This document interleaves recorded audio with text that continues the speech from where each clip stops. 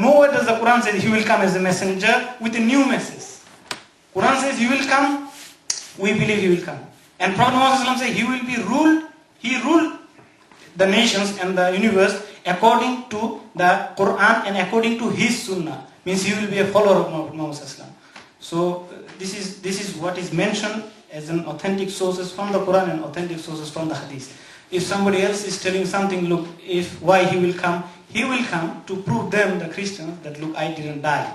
And I am alive, he will live for 40 years, as the Hadith says, and then he will die as like any other human being. So I hope that answered the questions. The sister over there is raising her hand. I just wanted to check something with you.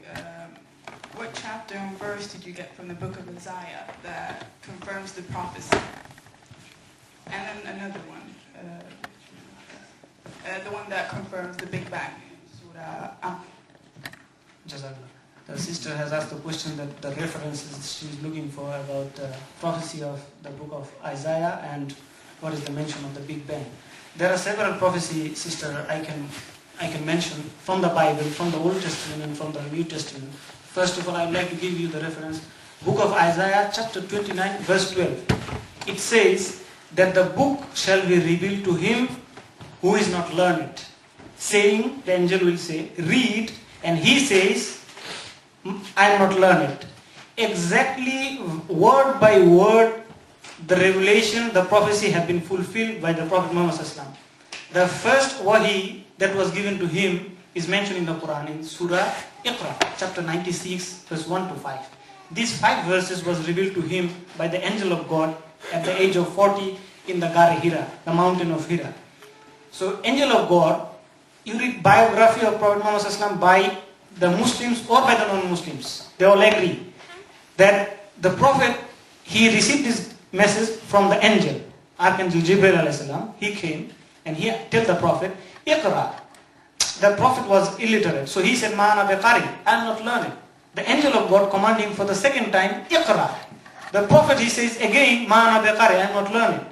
The angel of God, third time, he said, Iqra, bismi rabbikal ladhi khalaq, khalaqal insana min alaq. So then he proceeded.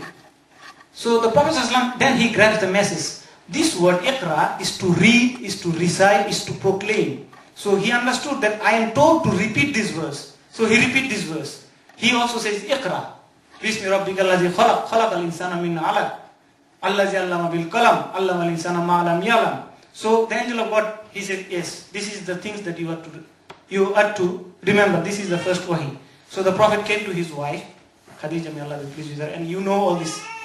In the book of Revelation, in Sahih Bukhari, the hadith number 3, this has been mentioned about the whole story, how the first revelation came. So the second things that you wanted to know about the Big Bang is from Surah Al-Anbiya, chapter 21, verse number 30. The same verse, you see the eloquence of the Quran, the same verse, it deals with Big Bangs, and it also deals with biology. The same verse, it starts with that awalam yara lazina kafaru. Do not the unbelievers see anna samawati wal arda. The heavens and the earth were joined together. Kana taraktan fafataknahuma. And it is we who have closed them asunder. The scientific theory is that there was a Big Bang. Initially it was a primary nebula, the earth and the heavens. And there was a secondary Big Bang. Some force was there. Science doesn't know who is the force, who created this force. But they say, if you say this is God or some extraordinary force, it was there. This is, they say, it's a Big Bang.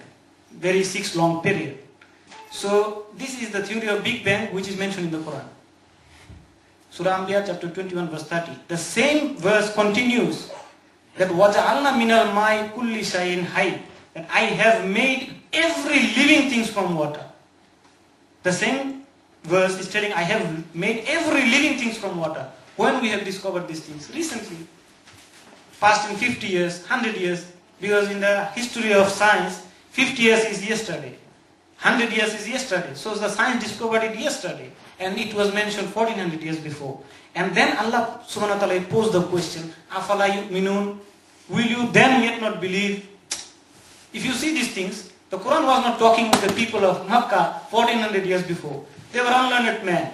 what they understood about this Big Bang. They don't have this telescope and all these instruments, the scientific instruments that we have.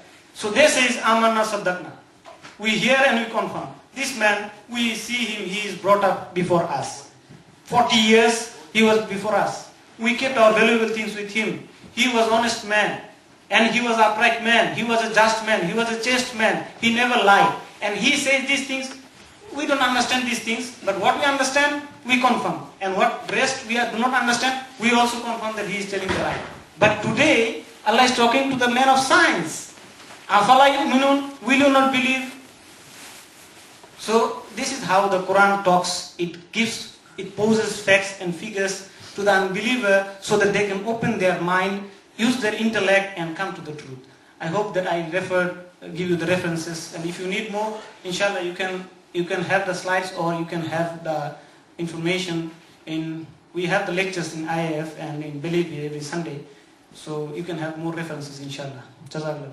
If it's possible, maybe you can post the slides on the webpage. Yes, the slides will be available on the webpage. It's almost open. So